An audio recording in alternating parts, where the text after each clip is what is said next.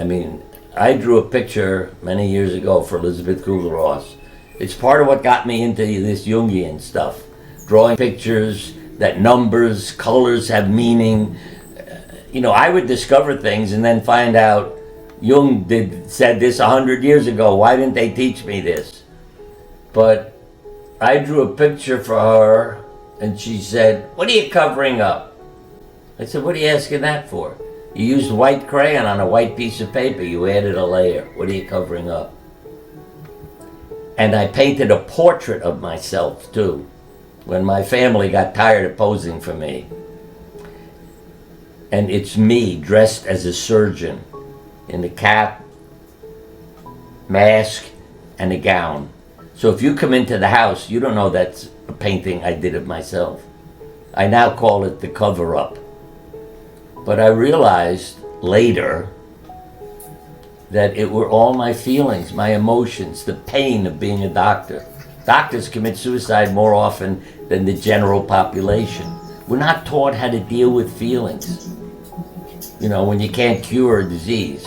All the famous paintings, what do you see the doctor doing?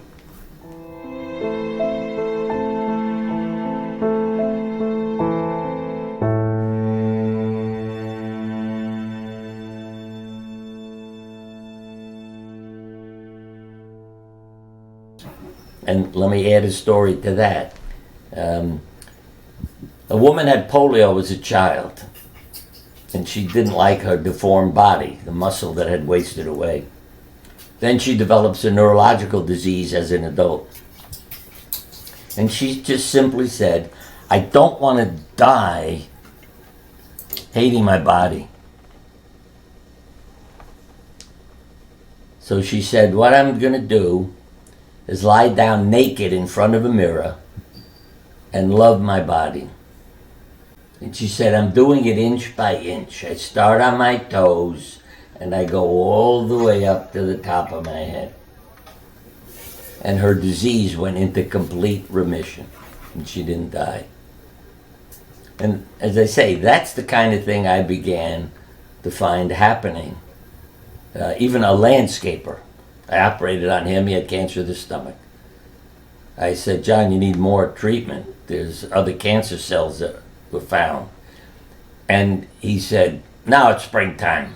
Gonna go and make the world beautiful. So when I die, I leave a beautiful world." I never saw him again. 6 years later, the nurse in my office handed me his chart. I said, "He's dead. You got two people with the same name. You must have the wrong chart." She said, "Open the door."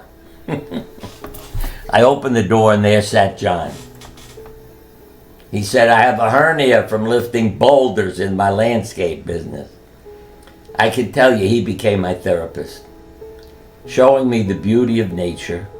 And that's something that is in many religions, to walk in nature and connect with God and creation.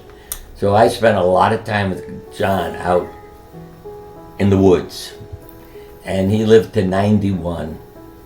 And when he and his wife had their 70th wedding anniversary, I went there to speak and talk about him and what a teacher he had become for me. But let's look at it this way, in a simple way. Monday morning, we have more heart attacks, strokes, suicides, and illnesses. That's not a coincidence. It's how people feel about their jobs, their life, and going to work on Monday. So you can't separate your feelings and emotions from your health because they become chemical. So that's why I started saying to people, what's going on in your life? 4 years ago my wife died, and 9 months after she died, my heart went crazy, an arrhythmia. To me, that was perfectly natural. The person I loved died. What organ in my body is going to have a problem? My heart. So I've learned to give my body love, like the lady in front of the mirror, naked. And I fill my heart with love frequently and tell it to pump it out and send it to my whole body. Because you are literally changing what's happening in your body. Because there is an immune, competent personality. You see, the craziness in medicine is, let's say you learn you have cancer, AIDS, multiple sclerosis, whatever. And so you go to a psychiatrist to help you get over your depression and your emotions over what happened to you.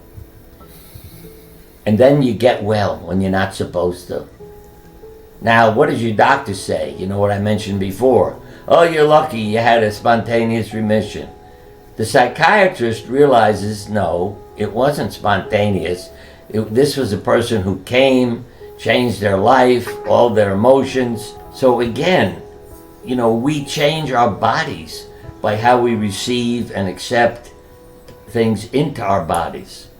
And, you know, you could be angry if a doctor told you what kind of diet to have, or if you're going to have a medication or surgery.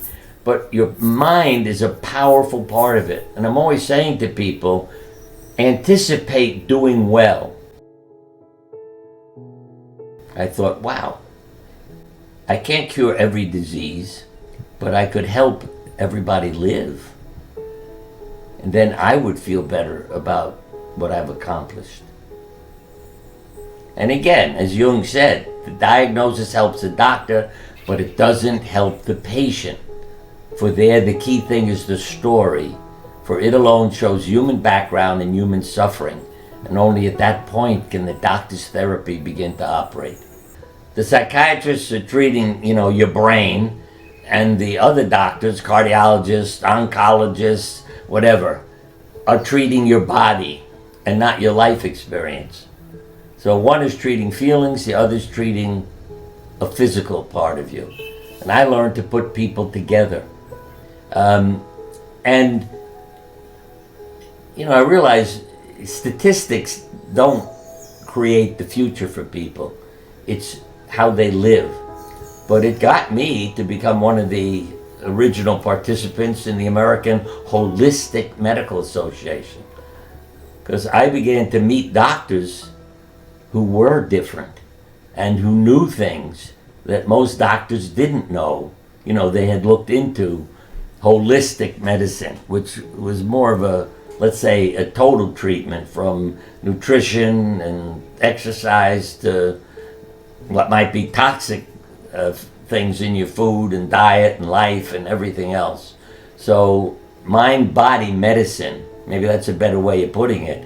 You know, we're incorporating everything in it, including spirit. And so again, send your thoughts, your consciousness from your mind and your heart to yourself and your body and to all those you care about and love. And remember that simple message, when you live in your heart, magic happens.